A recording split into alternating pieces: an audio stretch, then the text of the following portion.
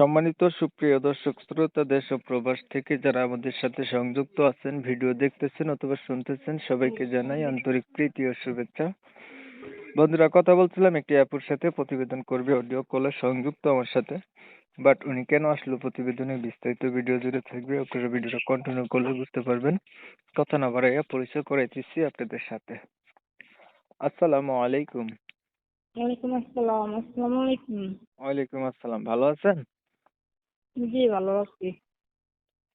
ভালো আছেন, ভালো থাকবেন, ভালো থাকাই কামনা করছি। তবে শুনতে চাচ্ছি আপনি প্রতিবেদনে কেন আসছেন?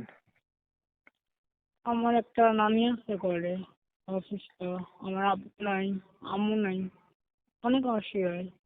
ওই জন্য আমি প্রত্যেকটা আসতে গেছি বিয়ে বসার জন্য, মনের মানুষের জন্য।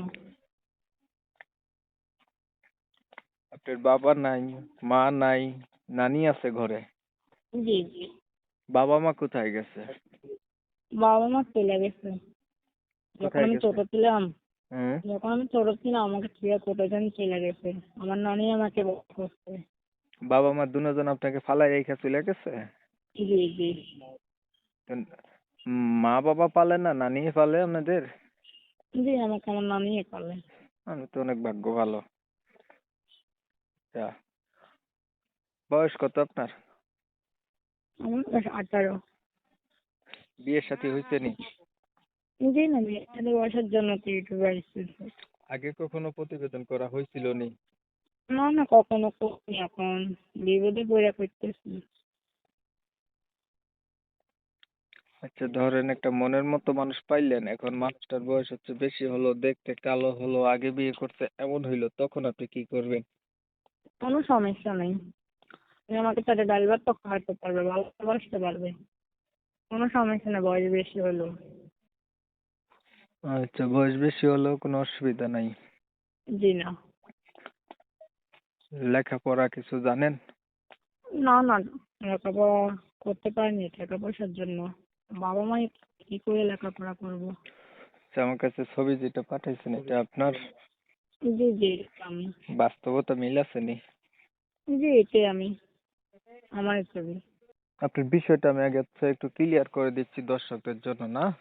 প্রিয় দর্শক শ্রোতা, শুনছিলেন আমি কথা বলছিলাম, এই সুইট আপুটি দেখতে চমৎকার সুন্দরী, প্রতিবেদনে এসে চাইতেছে একটা ভালো মনের মতো মানুষ, যে তার সুখে দুঃখে পাশে থাকবে। এমন যদি একটা মানুষ পায়, উনি হচ্ছে জীবনের সাথী করবে। তবে ওনার পরিবারে হচ্ছে ওনার বাবা নাই, মাও নাই, দুজনে ফালাই রেখা গেছে গা, ছোটবেলায় তার নানির কাছে মানুষ হইছে। এখন উনি চাচ্ছে উনার সবকিছু জানার পরে যদি কোনো একটা মানুষ উনার পাশে থাকে বা উনার দায়িত্ব নেয়, মনের সাথে মন যদি মিল খায়, উনি হচ্ছে জীবন সাথী করবে। তবে উনি লেখাপড়া তেমন একটা নাই, দেখতে উনি সুন্দর আছে। এখন আমি হচ্ছে ওনার কথাগুলা তুলে ধরছি আপনাদের মাঝে। যদি ভালো লেগে থাকে শুনে, চাইলে ওনার সাথে আপনারা কথা বলতে পারেন বা যোগাযোগ করতে পারেন। আর আমি হচ্ছে ফোনের ভিতরে ইন্টারভিউটা নিতেছি। বোন, এখন আপনি যেই কথাগুলা বলছেন, এই কথাগুলা কি 100% বাস্তব না মিথ্যার কোনো আশ্রয় আছে? না না, এটা বাস্তবে বলতেছি। বাস্তবেই বলছেন। এখন দেখুন না, আমি না ফোনের মাধ্যমে আপনার কথাগুলা নিছি। আপনি যা বলছেন তাই তো রেকর্ড করছি, তাই না? এখন আপনি যদি জি। কোনো মিথ্যাচার করে থাকেন, সেইটা তো আর আমার দোষ না, তাই না? একটা কথা না, খেয়াল আমি তো রাখবেন, উদ্দেশ্য যদি সৎ হয়, আল্লাহ সহায় হয়, তাই না? আপনি যদি জি। ভালো কোনো উদ্দেশ্য থাকে, আমার চ্যানেলের অডিয়েন্স গুলো অনেক ভালো, তাহলে দেখবেন অবশ্যই কোনো না কোনো ভাই আপনার পাশে থাকবে, কেননা আপনার চেহারা অনেক সুন্দর, মাশাআল্লাহ। আর যদি ছলচাতুরি আপনার মনের ভিতরে থাকে, তাহলে ভালো কিছু পাবেন না, এটাই স্বাভাবিক। কথা বুঝতে পারছেন? জি। আর কিছু বলবেন আপনি? আর কি বলবো। ধন্যবাদ আপনি। প্রিয় দর্শক শ্রোতা, ওনার কথা তুলে ধরছি আপনাদের মাঝে।